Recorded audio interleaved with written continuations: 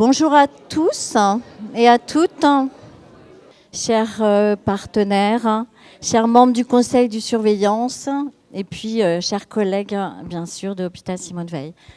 Je suis particulièrement heureuse, toujours ravie de ce moment où on se retrouve en début d'année et de cette cérémonie des vœux. Évidemment, c'est l'occasion pour moi de vous souhaiter vraiment une belle année, lumineuse, heureuse, et puis pleine de joie pour vous et puis tous ceux qui vous tiennent à cœur. Alors, il y a un an, je pense que vous vous en souvenez, nous avions choisi, pour rendre hommage aux 50 ans de la loi Veil, notre illustre marraine, de placer l'année sous le signe de l'engagement. Vous vous souvenez, pour tous ceux qui étaient là. Eh bien, en ce mois de janvier 2026, nous pouvons l'affirmer sans hésiter, nous avons tenu nos engagements. Dans le contexte du système de santé, notre hôpital, l'hôpital Simone Veil, se porte bien. Alors pour laisser la place, c'est la coutume, aux magnifiques témoignages qui vont suivre, je ne pourrai pas revenir sur chacune de vos réalisations. Mais une chose est sûre, elles furent nombreuses. Elles témoignent toutes de la même volonté de nous améliorer, de progresser, d'innover pour offrir à nos patients et à nos résidents le meilleur des prises en charge. Alors c'est l'occasion pour moi, j'essaie de le faire régulièrement, mais certainement pas assez, de vous dire merci, un grand merci. D'abord, merci aux hospitaliers pour votre engagement, votre professionnalisme au quotidien. Merci à nos partenaires. Alors, ils sont particulièrement nombreux dans la salle. Je vais saluer nos partenaires, monsieur le commissaire, le représentant de l'assurance maladie, nos amis représentants du SDIS, et puis nos élus, monsieur le député, madame le maire, nos partenaires institutionnels. Merci aussi à l'ARS et madame la vice-présidente, chère Laetitia, du conseil départemental. Merci à vous pour votre soutien qui nous aide à garder le cap. 2025 nous a offert, je crois, des moments de réussite collective. Je pense que chacun s'en souvient. Fédérateur, j'espère énergisant. On a besoin de beaucoup d'énergie dans les hôpitaux. Et bien sûr aussi des défis exigeants que nous avons relevés ensemble. On peut dire que ce fut une année de récolte, de maturité collective sur certains enjeux. Cela a rendu possible et aussi visible les résultats d'un engagement au long cours qui nous permet de nous projeter avec solidité vers l'avenir. Parmi les marques de reconnaissance de l'année 2025, je pense tout d'abord à la confiance renouvelée de nos autorités de tutelle qui a reconnu et étendu notre offre de soins dans le cadre du nouveau programme régional de santé. En effet, toutes nos autorisations d'activité ont été maintenues. Non seulement elles ont été maintenues, mais je suis perturbée parce qu'il voilà, y a des anciens qui arrivent qu'on n'a pas vus depuis longtemps, ça fait plaisir. Alors je disais qu'effectivement, nous avons eu toutes nos autorisations, mais aussi de nouvelles autorisations, notamment en chirurgie de recours, et ça c'est vraiment une belle reconnaissance. Aussi, le projet de l'unité kangourou qui nous tenait à cœur a été validé, complétant ainsi l'offre de notre pôle femmes-enfants dont on connaît l'attractivité. Récolte, je pense aussi au travail depuis 8 ans autour de notre projet managérial. Alors là, je fais aussi appel à votre souvenir. L'année dernière, je vérifie que tout le monde a bien écouté l'année dernière, on avait annoncé le lancement du podcast, le podcast L'hôpital en mode opale. Alors je pense que je ne fais pas de sondage, mais je pense que tout le monde l'a écouté depuis l'année dernière. Alors nous voulions raconter notre histoire, lui donner de la visibilité. Une histoire vraie et positive sur l'hôpital public. Celle d'organisations vivantes, innovantes, capables d'initiatives au service des professionnels, des patients et des résidents. Des organisations où le pouvoir d'agir, où la diffusion du pouvoir d'agir, qui est le fil rouge de notre projet de transformation, est la source d'une performance durable et donc profondément humaine. Grâce à ce support, le rayonnement de notre établissement a connu une belle dynamique, avec plusieurs marques de reconnaissance. Alors nous sommes fiers d'avoir reçu, en plus des mains du ministre de l'époque, qui était Yannick Neuder, le premier prix des valeurs hospitalières, ainsi que le deuxième prix de l'impact RH, qui nous a été décerné dans un événement important pour les hospitaliers qui s'appelle Santexpo. Offre de soins, projet managérial. Évidemment, la récolte que j'évoque se traduit dans un projet d'établissement, c'est le projet stratégique de l'hôpital, qui a été actualisé en 2025 et validé par l'ensemble de nos instances. Ce projet vivant s'est enrichi de 4 nouvelles politiques pour porter à un niveau stratégique des enjeux majeurs. Je les citerai rapidement. Tout d'abord, les prises en charge pour nos patients en situation de précarité. Et je tiens à saluer là l'engagement des équipes de la PAS, qui a fêté ses 10 ans en 2025. Enfin, une stratégie renforcée en matière de soins palliatifs. C'est un enjeu essentiel pour notre territoire, porté par les contrats récemment signés avec l'ARS. Une politique culturelle aussi, déjà riche, qui se traduit en ce moment avec le lancement du projet Culture et Santé, qui s'appelle « Se parcourir ». Et enfin, nous reviendrons dessus, une stratégie d'accessibilité globale pour les personnes en situation de handicap. Accessibilité à nos locaux, bien sûr, mais aussi à l'ensemble des soins que nous proposons. Alors, bien sûr, de nombreux autres projets qui nous tiennent à cœur sont arrivés à maturité. Malgré tout, je ne peux pas ne pas citer les travaux. Vous savez, comme les directeurs d'hôpitaux aiment les travaux. Parce qu'un hôpital vivant, désolé, c'est un hôpital en chantier. Il y a des inconvénients, mais c'est pour le mieux, c'est pour le futur. Alors, bien sûr, le premier projet, bien attendu, j'allais dire enfin, maintenant visible, est la rénovation et l'extension du bâtiment rouge. Je pense que ça a pu échapper à personne, y compris ceux qui arrivent et qui se rendent compte qu'on ne peut plus passer devant le bâtiment rouge. Alors, ce sont des services rénovés, une plateforme ambulatoire de médecine encore plus vaste, symbole de notre stratégie médicale. Et là aussi, je fais appel à votre souvenir. Rappelez-vous, notre projet médical, il y a maintenant 8 ans, avait un fil rouge, lui aussi, d'un hôpital de séjour à un hôpital de parcours. Alors, notre hôpital aussi, il s'inscrit sur son territoire. Je le dis souvent, l'hôpital n'est pas hors sol. Avec les acteurs de ville, bien sûr, et je crois que j'en ai aperçu certains de leurs représentants, mais aussi au sein de notre GHT. Alors, j'allais dire, vous allez trouver que je suis très optimiste en début d'année, mais notre GHT va bien aussi. La mise à jour de son projet médical, dans la même logique de parcours patient cohérent sur le territoire, en est la preuve. De même, une collaboration dans la confiance a permis d'aboutir à un schéma commun, harmonisé, des astreintes médicales. Et pour ceux qui connaissent un peu ces sujets, ce n'était pas gagné d'avance. Je pense que c'est un pas important. Vous le savez, pour certains, l'organisation du GHT a changé au 1er janvier 2026. Avec le rattachement des hôpitaux de Nanterre et de Moisselles vers un autre GHT dédié au Nord-Hauts-de-Seine.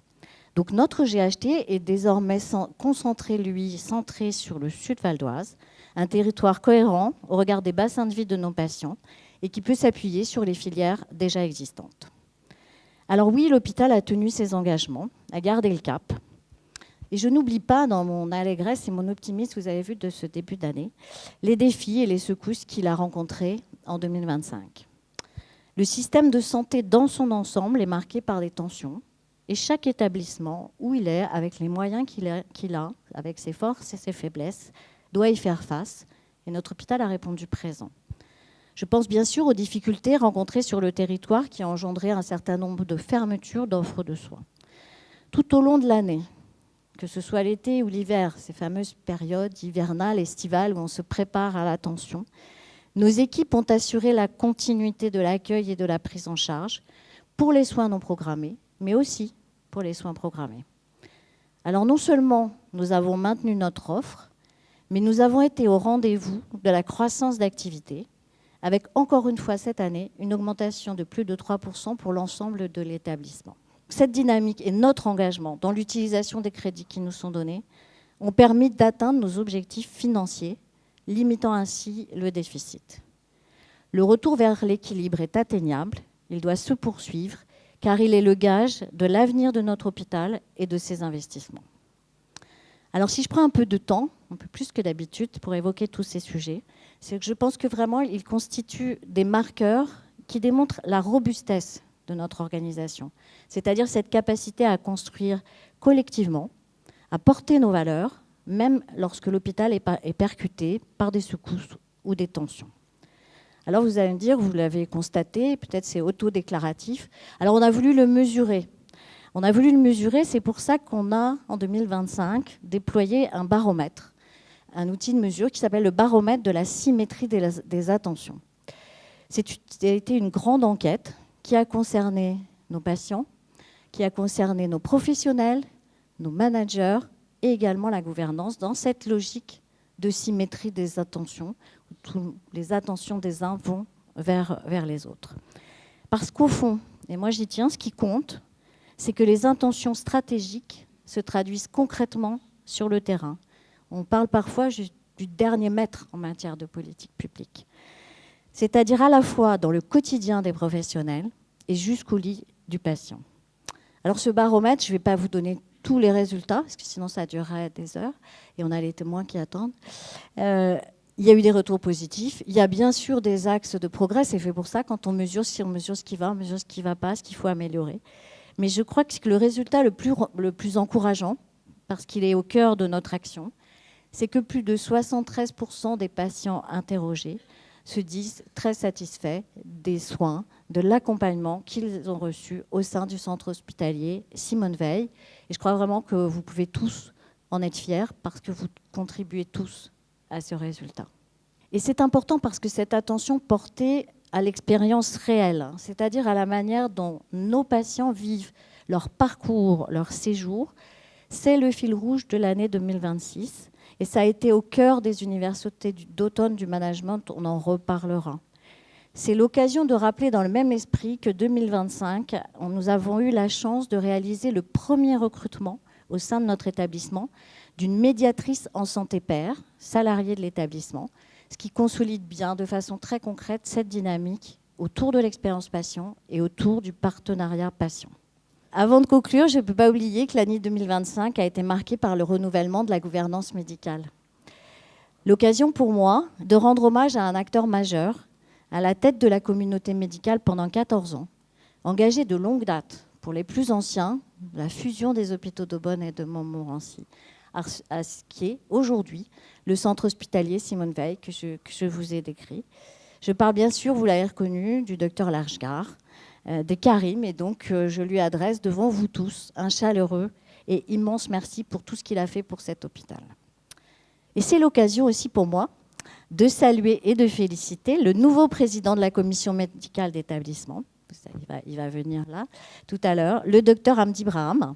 Tout le monde, je pense, le connaît, mais sinon il est là avec le pull gris, chef de service de chirurgie générale, digestive et viscérale, ainsi que la vice-présidente qui est cachée, mais le docteur Caroline Serrano, chef du pôle de gériatrie, et tous les deux vont bientôt témoigner. Bravo à vous pour cet engagement dans le pilotage et la gouvernance de notre établissement. Alors pour conclure vraiment, oui, 2025, ce fut une année dense, exigeante, c'est souvent le cas à l'hôpital public, mais pour nous synonyme de récolte, de maturité et de progrès pour nos patients et de robustesse pour construire l'avenir. Alors j'ai le droit de formuler un vœu, c'est la période pour l'année, pour les années qui viennent. C'est que cette culture qui nous anime, cette manière singulière de faire hôpital, cet esprit, on dit ici, chez Simone, maintenant, voilà, tout le monde le sait, chez Simone, donc que cette manière-là soit pleinement visible, et non seulement visible, mais ressentie. Ressentie par celles et ceux qui travaillent, bien sûr, et ressentie par celles et ceux qui s'y font soigner et que nous accompagnons. Qu'ils puissent être fiers de leur hôpital, autant que je suis fière d'en être la directrice. Alors je vous remercie une nouvelle fois. Vous êtes la vitalité de l'hôpital Simone Veil par votre engagement chaque jour au service de nos patients et résidents. Merci encore et très bonne année.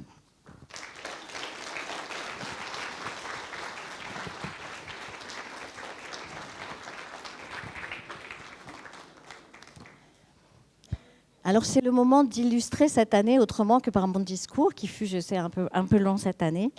J'ai évoqué la consolidation de notre offre, j'ai évoqué l'expertise, j'ai évoqué l'innovation.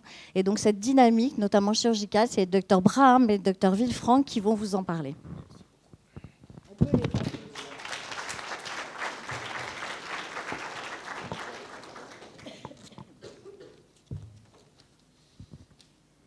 Merci Madame Sanchez. Bonjour à toutes et à tous. En ce début d'année 2026, c'est pour moi un honneur et un plaisir, en ma qualité de PCME, de vous présenter mes vœux les plus sincères pour vous et vos proches. L'année 2025 restera comme une année de défis persistants. Nous avons œuvré dans un contexte exigeant pour notre hôpital, tension sur nos capacités d'accueil, une exigence constante de qualité et de sécurité des soins. Face à cela, je tiens à remercier bien sûr et à saluer l'engagement quotidien, souvent héroïque, de l'ensemble des équipes. Donc votre dévouement reste le pilier indéfectible de notre établissement. C'est aussi une année placée sous le signe d'une médecine toujours plus innovante et humaine. Une concrétisation forte en est l'obtention des différentes autorisations de chirurgie oncologique. Chirurgie oncologique ORL, chirurgie oncologique gynécologique, qui est très importante surtout pour la chirurgie de l'ovaire, et aussi la chirurgie oncologique digestive, avec l'obtention de toutes les autorisations demandées, chirurgie du foie, du pancréas, de l'estomac et du rectum.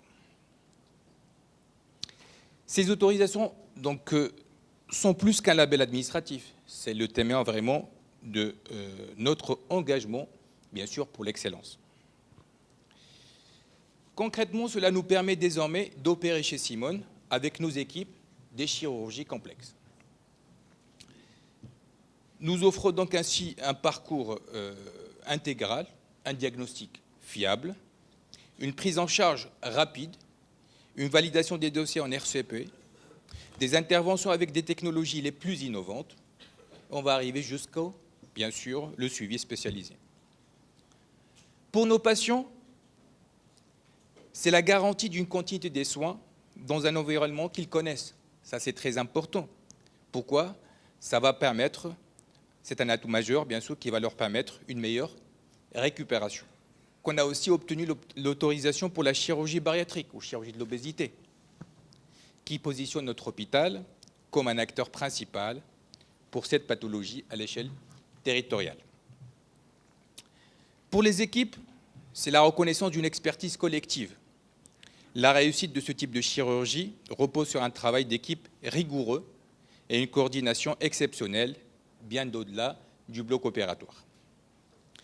Elle valorise bien sûr le savoir-faire de tous les professionnels impliqués dans l'accompagnement pré- et post-opératoire, essentiel à la réussite et la sécurité de nos patients.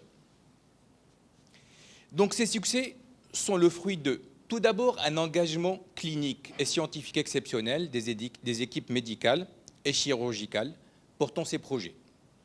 Bien sûr aussi au travail rigoureux des services administratifs, qualité et logistique, pour monter des dossiers solides. Je n'oublie pas le travail de Madame Marie Talek pour les autorisations et aussi du soutien de la direction. Donc c'est la preuve que lorsque nos énergies se conjuguent, nous faisons grandir notre hôpital. Donc c'est un formidable levier de développement et de fierté pour tous. Pour 2026, notre objectif commun doit se poursuivre autour de l'excellence médicale et de l'humain. L'excellence par le soutien de nos projets médicaux innovants, le développement professionnel continu et une évaluation, bien sûr, des pratiques au service de la qualité. L'humain, car notre mission première est de soigner des personnes. Donc cela passe par la préservation de la relation soignant-soigné, dans un environnement, bien sûr, de travail apaisé et coopératif. Donc je vous souhaite à toutes et à tous une année 2026 riche de succès professionnel et de bonheur personnel. Donc je donne la parole à Vincent Villefranc, chef de service de gynéco-obstétrique pour nous parler de la chirurgie oncologique, gynécologique et de la chirurgie hors bloc.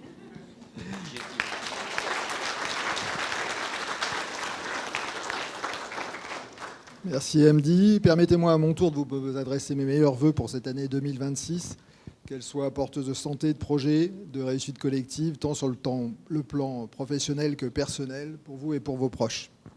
Alors comme vous le disiez Hamdi, on a une année qui s'ouvre d'ores et déjà sur de nouvelles promesses. Vous savez que les autorisations de cancérologiques habituellement sont retirées aux établissements. Il est exceptionnel de créer des autorisations de cancérologie. Nous, on nous a attribué 2 autorisations nouvelles d'oncologie, la chirurgie gynécologique et la chirurgie de recours en chirurgie oncologique et la chirurgie du cancer de l'ovaire.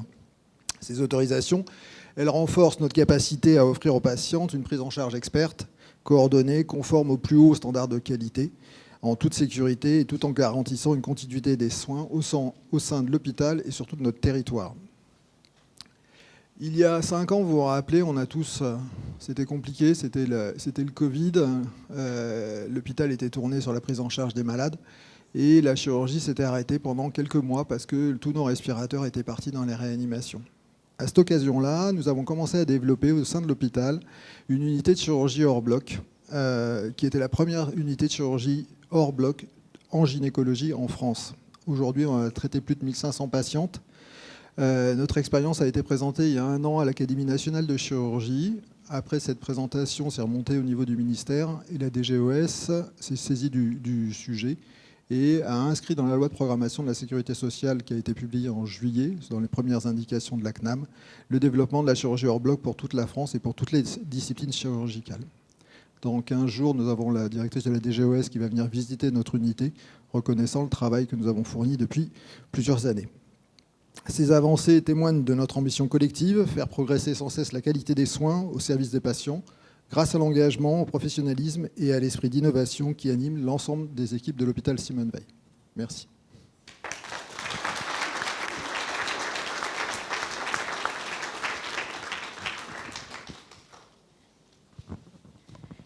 Bien, innovation médicale, innovation chirurgicale, maintenant innovation managériale. Et donc, je vais appeler le docteur Caroline Serrano, chef du pôle de gériatrie et vice-présidente de la commission médicale d'établissement. Et puis Julie Fontaine, infirmière de notre établissement.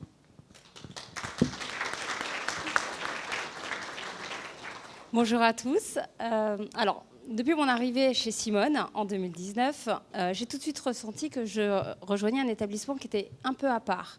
Bien sûr pour la qualité de ses soins, mais surtout pour cette volonté d'innover, de faire autrement, notamment en matière de management. Le Lab des managers incarne très bien cet esprit. Il y a 8 ans, notre gouvernance a fait un choix fort, celui de considérer que donner l'envie, créer des conditions de travail engageantes, c'était un enjeu stratégique, et que former et accompagner les managers pour diffuser le pouvoir d'agir, c'était une façon très concrète de mieux soigner et de mieux accompagner. C'est ainsi qu'un vrai mouvement de transformation s'est mis en place, basé sur l'intelligence collective. J'ai intégré le Lab des managers la première année. J'ai compris que le management, ça s'apprend, et que l'accompagnement qu'on m'avait proposé au cours de toutes ces années m'avait permis en fait de poser les bases, mais aussi de me connaître mieux et de mieux appréhender ce rôle au service de mes équipes et de mes résidents. Depuis, 30 chefs de service ont été formés, 31 cadres et managers, et ce dispositif a su évoluer avec le temps pour répondre aux besoins de notre terrain. Cette année, le Lab a été récompensé par 3 prix majeurs. Le prix des valeurs hospitalières, le prix de l'impact RH et un prix à Santé Expo pour le podcast en mode opale. Bien sûr, ces distinctions sont importantes, mais au-delà des trophées, elles viennent surtout reconnaître le travail collectif et l'engagement des équipes. Pour moi, cette reconnaissance déclenche un sentiment à la fois de sens et d'engagement. Elle a renforcé mon sentiment d'appartenance et ma fierté de faire partie de cet hôpital innovant qui ose se transformer. Les échanges avec les autres établissements secondaires m'ont permis aussi de me sentir pleinement actrice dans cette transformation collective. Et aujourd'hui, je suis profondément fière d'y contribuer. Je vous souhaite à tous le meilleur pour cette nouvelle année.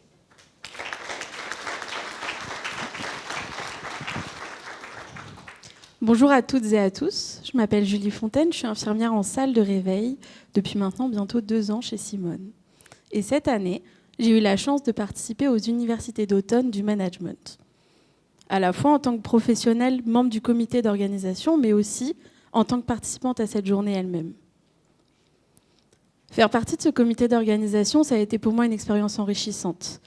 J'ai pu notamment prendre part à l'élaboration de la question de recherche de ce jour, à savoir comment la diffusion du pouvoir d'agir peut-elle transformer l'expérience passion ? Une grande question qui pour moi est forte. Elle fait écho à notre pratique au quotidien en tant que professionnel. L'objectif de cette journée, c'était pas d'arriver avec des réponses toutes faites, un peu parfaites, non. L'objectif, c'était de faire émerger des thèmes, des sujets qui parlent réellement aux professionnels qui étaient présents ce jour-là. Et de là, créer des groupes, faire émerger des thèmes, maintenir une dynamique dans le temps et surtout proposer des projets qui, eux, abordent une réponse concrète à cette question. Ce qui m'a particulièrement marqué, c'est le format du forum ouvert. Il n'y avait pas d'hiérarchie, pas de place assignée, pas de rôle figé. Chacun était là en fait pour se rencontrer, partager son expérience, mais aussi ses idées, et surtout parfois aussi nos questionnements en tant que professionnels. En tant qu'infirmière, je me suis sentie à ma place, légitime. Ma parole, elle avait autant de valeur que n'importe qui. Et ça, pour moi, c'est ce qui crée un climat d'engagement très fort et de confiance chez Simone.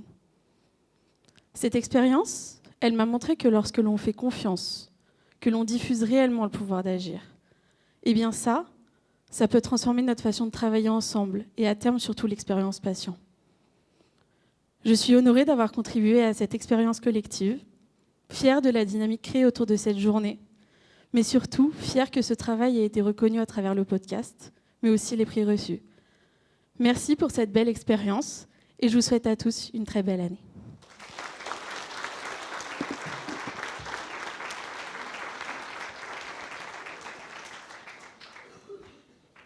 Merci pour vos témoignages. Le troisième témoignage évoquait notre projet d'établissement et ses 4 nouvelles politiques avec la présidente du Conseil d'administration et présidente Samer, on a voulu vraiment inscrire dans la stratégie de l'établissement. Elles nous tiennent tout à cœur, mais il y en a une tout particulière, c'est le volet qui fait qu'un hôpital est inclusif et qu'il est, on dit accueillant. Et à cette occasion, on est fiers, on a signé la charte Romain Jacob. C'est pas que du papier. Et donc, je vais appeler témoignage, je vais appeler Madame Spack, qui, en tant que représentante des usagers, a participé très, très activement à l'élaboration de ce volet. Et puis, Madame Foldy, qui a accepté d'être référent handicap. Et l'occasion de remercier aussi Monsieur Brando, qui a piloté l'ensemble de ce volet. Bonjour à tous. Donc, je vais vous parler du groupe de travail du copil handicap qui s'est mis en place en mars 2024, dont je suis la référente. Le but était de faciliter les soins des personnes en situation de handicap et d'améliorer l'accessibilité de l'hôpital ainsi que l'accueil des aidants. Donc, nous avons établi une stratégie et fait un diagnostic. Dans un premier temps, un travail a été effectué avec M. Brando, directeur des relations usagers, pour l'analyse des besoins et la mise en route du travail partenarial avec les services de l'hôpital, les établissements médico-sociaux et les associations. 3 réunions du comité de pilotage ont eu lieu. Le groupe de travail se compose de M. Brando, les services techniques, services des achats, directeur d'EHPAD et moi-même.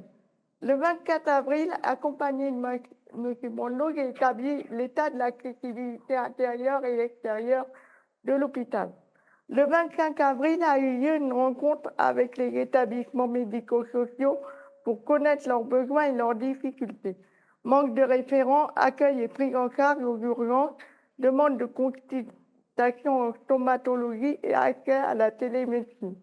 À travers les différentes réunions, il est ressorti la nécessité de coordonner les secrétariats médicaux et l'accueil pour un circuit admission et facturation, d'adapter le matériel médical, table de consultation réglable, par exemple, d'avoir un référent handicap à chaque pôle de l'hôpital, de former et sensibiliser les soignants au monde du handicap, de tenir compte du rôle des aidants au niveau des urgences et dans les autres services, d'accueillir toutes les personnes en situation de handicap, de travailler sur l'accessibilité des supports, livrets d'accueil et kits informatiques de l'hôpital, de travailler aussi sur l'emploi des personnes en situation de handicap.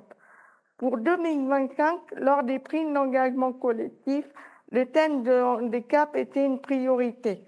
En mars 2025, la stratégie 2025-2026 pour permettre l'accès aux soins des personnes en situation de handicap a été présentée au conseil de surveillance qui a donné son aval. La carte Romain Jacob a été signée le 19 mai 2025 en présence de différentes associations. Lors de la réunion du COPIL handicap en novembre 2025, des subventions ont été prévues pour former le personnel du handicap et faire des travaux d'accessibilité.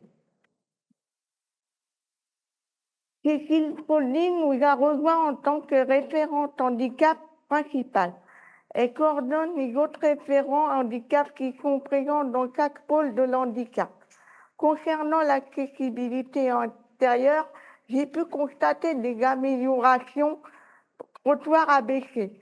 Nous allons donc aller à la rencontre du personnel pour la formation des différents handicaps et l'importance de la présence des aidants. Il est aussi important de tenir compte de l'expérience patient et de prévoir du matériel adapté au sein dans chaque service pour pouvoir accueillir au mieux les personnes en situation de handicap. Nous sommes donc entrés dans une dynamique d'amélioration continue et les personnes en situation de handicap et leurs aidants comptent sur nous pour pouvoir avoir un meilleur accès et un meilleur accueil aux soins. Maintenant que le projet est en route, nous comptons sur chacun pour que cela avance plus vite et que les patients et les aidants soient accueillis dans de bonnes conditions. Je remercie donc Madame la directrice, le conseil de surveillance, Monsieur Bando et son équipe, des personnes qui nous ont aidés, le personnel, les aidants et les patients. Je vous souhaite une bonne année 2026 et je passe la parole à Cécile Foldy.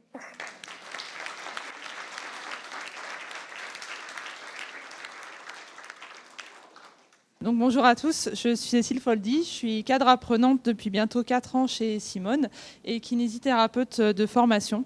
Donc, de par mon métier et par l'engagement au quotidien des équipes et des services de rééducation dont j'ai la chance d'encadrer en partie avec Madame Galli également, il y a un sujet qui m'anime particulièrement, un sujet pour lequel, comme disait Madame Spack et Madame Sanchez, l'établissement a affirmé en 2025 une volonté d'engagement encore plus forte à travers la signature de la charte Romain Jacob, à savoir l'amélioration de l'accès aux soins des personnes en situation de handicap.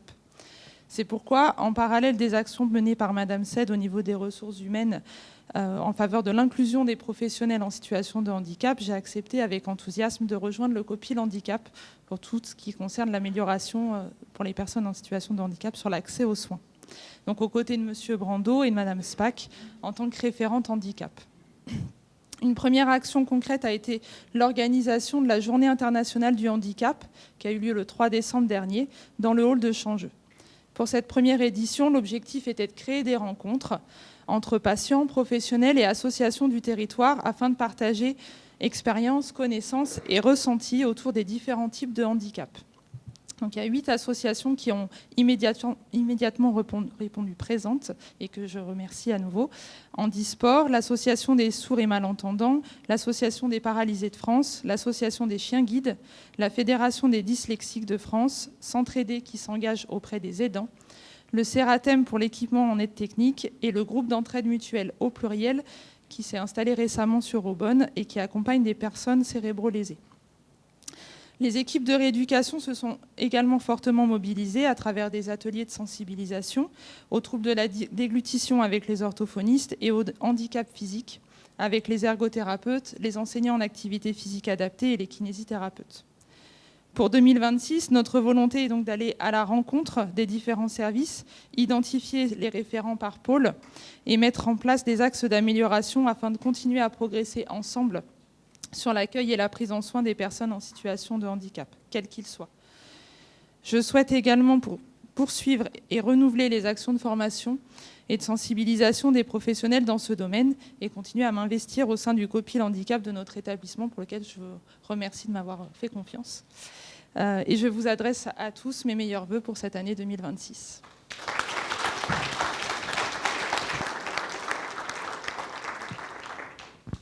Merci. Il y a un sujet dont on parle peu en général à l'hôpital, alors que c'est un enjeu de santé publique, c'est la prévention. Et donc moi je suis très fière que l'année 2025 a marqué en fait un certain nombre d'événements, je crois que plus d'une trentaine d'événements autour du sujet de la prévention. Nos professionnels sont allés vers les usagers pour expliquer, pour proposer un certain nombre d'informations, de diagnostics.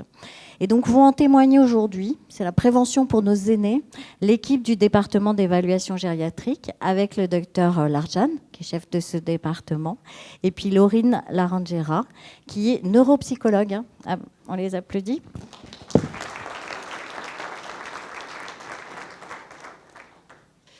Bonjour à tous et merci pour l'invitation. Pour commencer, je voudrais partager avec vous une conviction fondamentale en gériatrie que j'aimerais partager, que ce soit notre conviction à nous tous.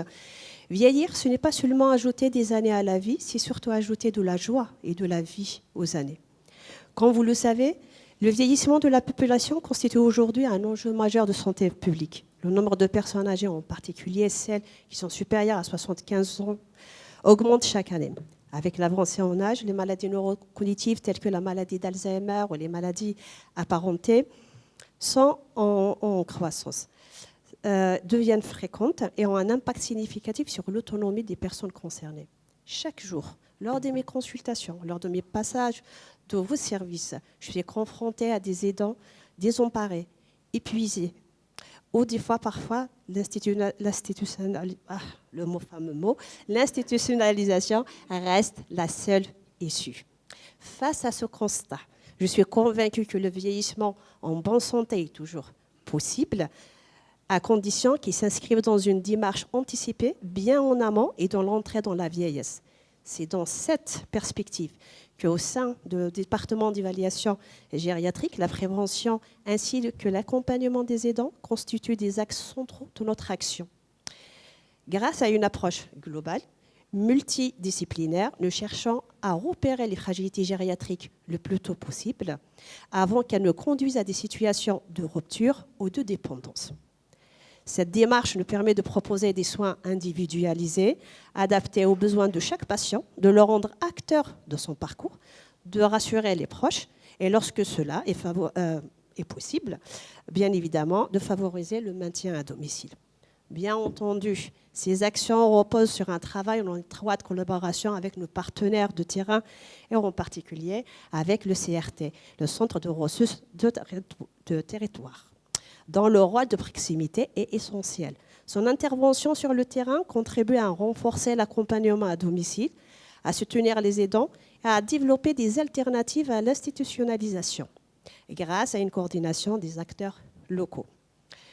Toujours en collaboration avec le CRT, nous avons également mené une action de prévention en 2024 et 2025 en organisant 3 matinées de dépistage de troubles cognitifs, sensibiliser le grand public à l'importance du repérage précoce des troubles cognitifs.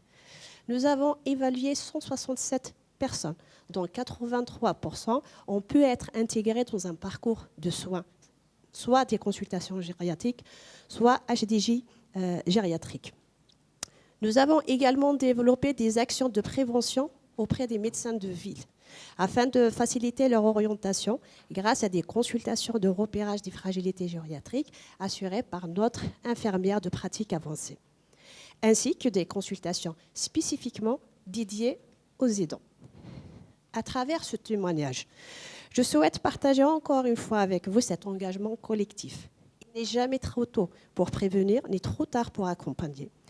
Notre responsabilité est d'offrir aux patients, aux personnes âgées surtout, et à leurs proches un parcours de soins respectueux, choisi et porteur de sens.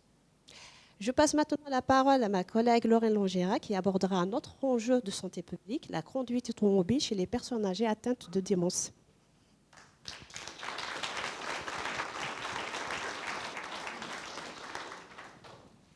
Bonjour à tous. Donc, je suis Laurine Larangera, neuropsychologue au sein de l'hôpital de jour mémoire et gériatrique. Je souhaite vous parler aujourd'hui d'un sujet qui me tient particulièrement à cœur, qui est la conduite automobile chez nos patients porteurs de troubles neurocognitifs. La conduite automobile chez la personne âgée constitue aujourd'hui un enjeu majeur de société et de santé publique à la croisée de plusieurs dimensions, donc bien évidemment la sécurité routière, mais aussi le maintien de l'autonomie et la qualité de vie. On comprend donc que la conduite représente bien plus qu'un simple moyen de transport.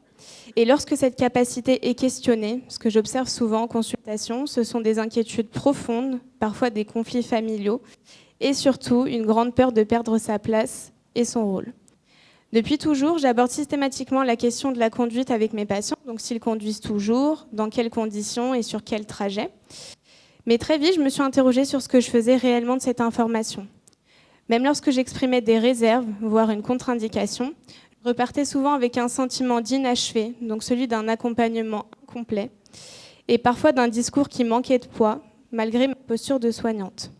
C'est de ce questionnement personnel, nourri par le terrain, que nous avons construit, avec Flavien Messina, ergothérapeute, Barbara Lopez-Chabrol, neuropsychologue, et moi-même, un dispositif visant à aborder la question de la conduite plus tôt, plus sereinement et de façon structurée. Donc le principe central de ce projet, c'est anticiper plutôt que subir, informer plutôt que contraindre et accompagner plutôt qu'imposer. Concrètement, notre démarche commence par la remise d'un flyer de sensibilisation qui précise les capacités requises pour conduire. Vient ensuite un temps d'échange sur les difficultés objectivées lors des évaluations gériatriques et de leur impact potentiel sur la conduite. Enfin, si nécessaire, une orientation vers un médecin agréé est proposée, avec un courrier explicatif et les coordonnées des professionnels de secteur, pour inscrire le processus dans un parcours clair, sécurisé et médicalement encadré, en lien avec les acteurs de ville. L'objectif est de favoriser une prise de conscience fondée sur des arguments clairs et objectifs, de soutenir le dialogue avec les proches et préparer, si besoin, des adaptations dans un cadre respectueux et légitime. Par ce projet, nous souhaitons contribuer à une prévention active, cohérente et humaine, parce que prévenir, c'est aussi préserver l'autonomie, la dignité et la qualité de vie le plus longtemps possible. Merci de votre attention et très belle année à vous.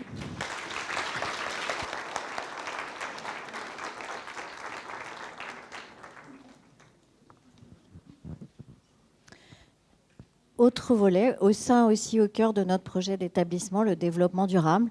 Et je vais donc appeler l'équipe de restauration, Anne Lafalaise, responsable restauration, et puis Sylvain Vandevel, pour un projet à la fois éco-responsable et solidaire. Hein.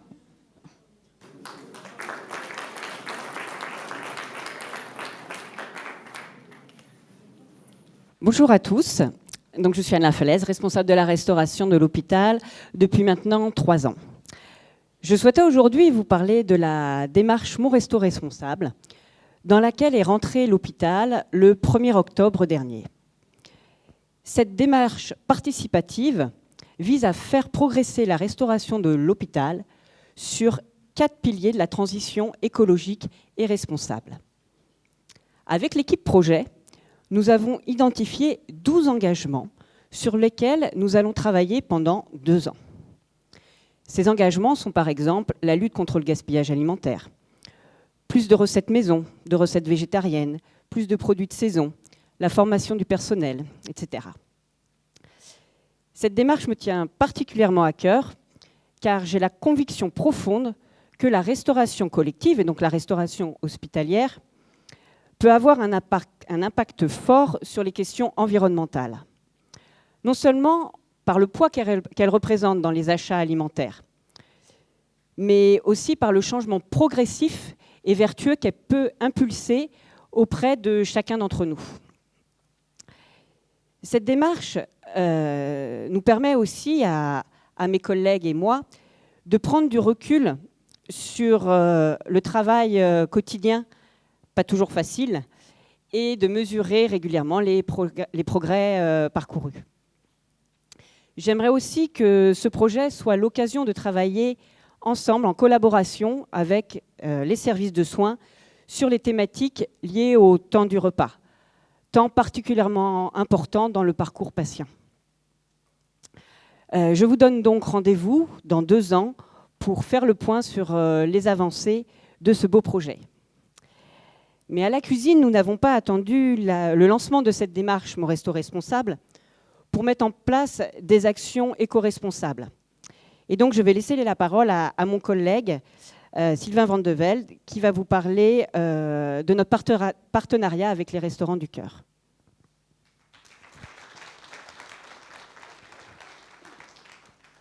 Bonjour, je suis Sylvain Van de Velde, responsable allotissement et expédition de denrées alimentaires sur plusieurs sites comme Aubonne, Montmorency, Daumont, Deuil et Taverny. Je suis donc venu vous parler des Restos du Cœur. Nous collaborons avec les Restos du Cœur depuis juin 2025. À l'unité centrale de production alimentaire, nous travaillons sur un prévisionnel de fabrication. Et donc, il arrive qu'il y ait une surproduction, que ce soit plat chaud ou froid. Alors, plutôt que de jeter, nous donnons aux Restos du Cœur qui passent tous les jeudis pour récolter la surproduction. Évidemment, toutes les traçabilités et températures et les dates limites de consommation sont respectées. C'est un projet qui me tient à cœur, parce que je n'aime pas le gâchis alimentaire et je préfère en faire profiter aux plus démunis. De plus, la collaboration avec les restos se passe très bien et toujours avec le même interlocuteur. Je vous souhaite une très bonne année 2026.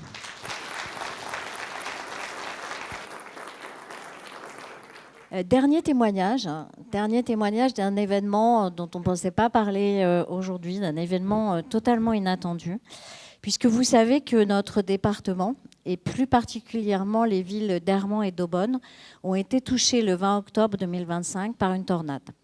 C'est un événement impressionnant qui restera durablement inscrit dans notre mémoire collective. Alors tout d'abord, notre établissement a été touché. Et je tiens là à saluer vraiment l'engagement des équipes. Quand la tornade est arrivée, on ne savait pas dans quel état était l'hôpital, on ne savait pas dans quel état était le territoire autour de nous. Le plan blanc a été déclenché. Je tiens vraiment à saluer d'une part les équipes de sécurité toute la nuit, vraiment toute la nuit. Elles ont sécurisé le site pour éviter que des choses ne continuent à tomber. Et puis, c'est pour moi aussi l'occasion de saluer l'équipe de direction, toujours sur le pont, tous les jours, en cellule de crise, mais aussi tous les jours sur tous les projets que j'ai évoqués. Mais d'autres acteurs ont été beaucoup plus touchés que nous, encore plus durement par cet événement climatique. Je pense bien sûr à l'IME, le Clos Fleury. Je vais appeler donc Monsieur Zagdan et puis Tony Brando parce qu'effectivement, ils vont vous le raconter. Ça a été un partenariat et je pense de beaux projets demain. En tout cas, la solidarité, je crois, est à la réponse à cet événement et donc à l'adversité que vous avez tout particulièrement connue. Merci à tous les deux.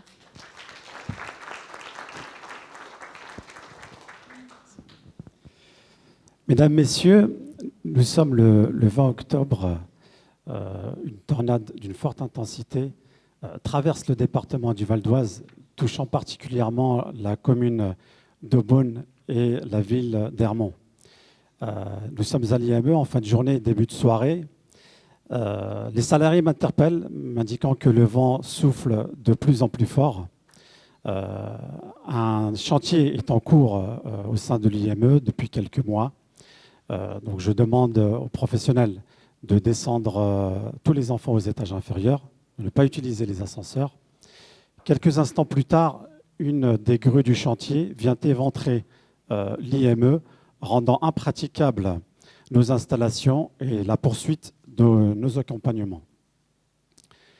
À ce moment-là, je suis contacté dès le lendemain par la directrice de la délégation agence régionale, Madame Jalamion, qui m'indique qu'une réunion va avoir lieu à l'hôpital Simone Veil en présence du directeur général Denis Robin. Donc je m'y rends, je n'ai pas de lien avec l'hôpital Simone Veil, quelque peu dépité, quelque peu désemparé, sans réelle perspective. Je m'y perds bien sûr dans les locaux de l'hôpital, si étendu. Et là, je tombe sur M. Brando qui m'indique et m'oriente vers le chemin de la Réunion. Merci. Donc, à ce moment-là, je croise M. Zagdan Et pour le coup, je vois que ça va pas fort. Nous aussi, je ne sais pas si vous vous en souvenez, ce mardi-là, ça n'allait pas trop fort non plus dans l'hôpital. On avait été touché la veille, on avait pu assurer la continuité des soins. Heureusement, pas de victimes, et on avait des dégâts et on découvrait l'ampleur des conséquences de cet événement. On arrive dans la salle de la réunion et je me souviens, vous racontez votre histoire. Tous autour de la table, on est émus et on se dit, mais comment ils vont faire ? Comment ils vont faire ? Par la suite, vous dites, et là, pour le coup, c'est à ce moment-là que les choses commencent à s'accélérer, vous nous dites que vous avez besoin d'un lieu disponible immédiatement pour pouvoir accueillir à peu près une 60aine de personnes. Et à ce moment-là, je pense qu'avec tous mes collègues, on pense la même chose. On sait qu'on a des locaux.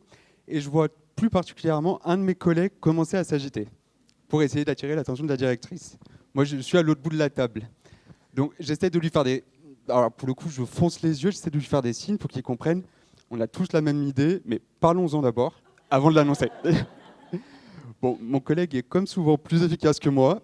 Il arrive à attirer l'attention de la directrice. Et pour le coup, on propose à ce moment-là en disant qu'on a des locaux potentiellement disponibles. Dès le lendemain, là, les choses s'emballent. Dès le lendemain, on visite les locaux, mais je ne crois pas trahir la réalité en disant qu'on n'était pas très emballés, de part et d'autre, en se disant, ces locaux-là, à Montmorency, c'était des bureaux. Et on voyait l'ampleur de la tâche, tout ce qu'il allait falloir réaliser pour transformer des bureaux en accueil d'IME. Donc on se quitte le mercredi, je me dis, bon, on aura essayé. Vendredi, il est 18h, je reçois un appel de l'ARS qui me demande s'il est possible de faire une contre-visite. Je réponds que peut-être, potentiellement, qu'il fallait que je voie avec mes collègues. Et on me répond que la visite aura lieu dans 40 minutes et que donc il fallait que je me rende sur le site de Montmorency. Je m'exécute. Et pour le coup, c'est à ce moment-là que je rencontre vos équipes qui, par rapport à chaque problème, trouvaient des solutions, qui se projetaient dans les espaces. Et à ce moment-là, je me dis, c'est bon.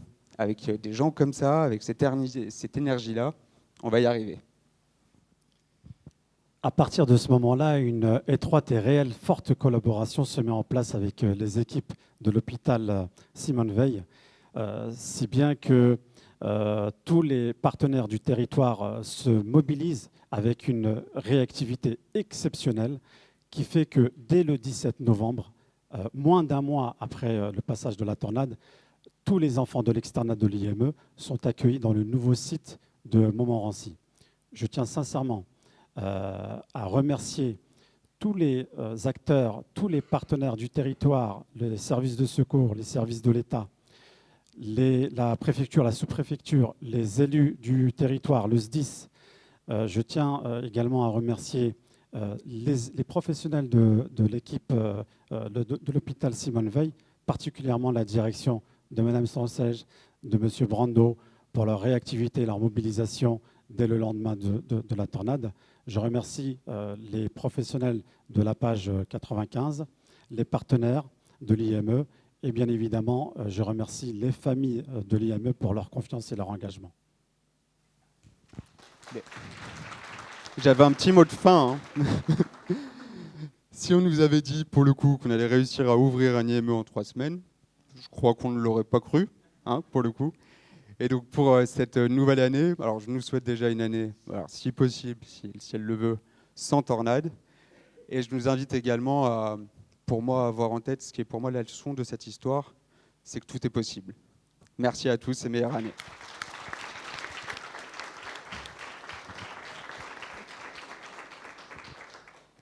Merci. Pour clore la cérémonie, je vais donner la parole à Madame Bolland, maire de la ville d'Aubonne, qui a été la présidente de notre conseil de surveillance pendant toute l'année 2025. Merci. Bonjour à toutes et à tous. Merci pour ces témoignages. Le dernier, on l'a vécu de l'intérieur aussi. Je suis un petit peu émue du coup. Comme chaque année, je suis très heureuse d'être parmi vous à l'occasion de cette traditionnelle cérémonie des vœux. Et comme chaque année, je me réjouis de la diversité, de la pertinence des actions et des projets menés par les équipes de notre hôpital. Et je me réjouis également de vous voir si nombreux aujourd'hui. Je suis admirative devant l'engagement, les compétences et le sens du devoir que chaque professionnel, quel que soit son métier, met en œuvre pour mener à bien sa mission dans l'intérêt du patient. Ce dévouement s'exerce au quotidien malgré les conditions difficiles auxquelles doit faire face l'hôpital public et que nous connaissons tous. Vous vous investissez intensément et au nom des Aubonnaises et des Aubonnais, je tiens à vous en remercier chaleureusement. Et comme mon collègue de Montmorency n'est pas là, au nom aussi de tous les Montmorencéens, merci. Vous agissez avec humanité, vous prenez en compte la situation de chacun, vous soignez et soulagez. Ces valeurs humanistes qui tendent malheureusement à s'effacer lentement dans notre société guident votre action et nous montrent qu'il est toujours possible de vivre en meilleure harmonie dans le souci de l'autre. Chers tous, nous sommes en période préélectorale municipale et à mon grand regret, je ne peux évoquer les projets d'avenir de l'établissement, contrainte par mon obligation de réserve. Je peux cependant vous assurer de mon total soutien et de l'entière disponibilité de la municipalité et des services de la ville pour soutenir l'hôpital Simone Veil et l'aider à mener à bien sa mission de service public hospitalier indispensable pour tous. La dynamique de qualité qui souffle sur l'hôpital Simone Veil vous permet aux Aubonnaises et aux Aubonnais d'avoir à proximité une possibilité d'être soignés au mieux, quelle que soit sa situation sociale ou de santé. À l'occasion de cette cérémonie des vœux, je tiens devant vous tous à remercier très sincèrement Madame Nathalie Sanchez, avec qui nous avons étroitement collaboré. Respect, confiance, sens de l'intérêt général nous ont servi de boussole et ont permis à l'hôpital de faire face aux crises sanitaires, sociales et financières de ces dernières années dans des conditions acceptables en regard des difficultés à surmonter. J'ai l'espoir que cette harmonie subsiste. Alors pour conclure, je nous souhaite collectivement que le tumulte mondial s'apaise et que chacun puisse évoluer dans un monde plus humain. Et enfin, pour chacune et chacune d'entre vous, ainsi que pour vos familles, je vous souhaite une année 2026 pleine de joie, de réussite professionnelle, bien sûr la santé. Très bonne année 2026.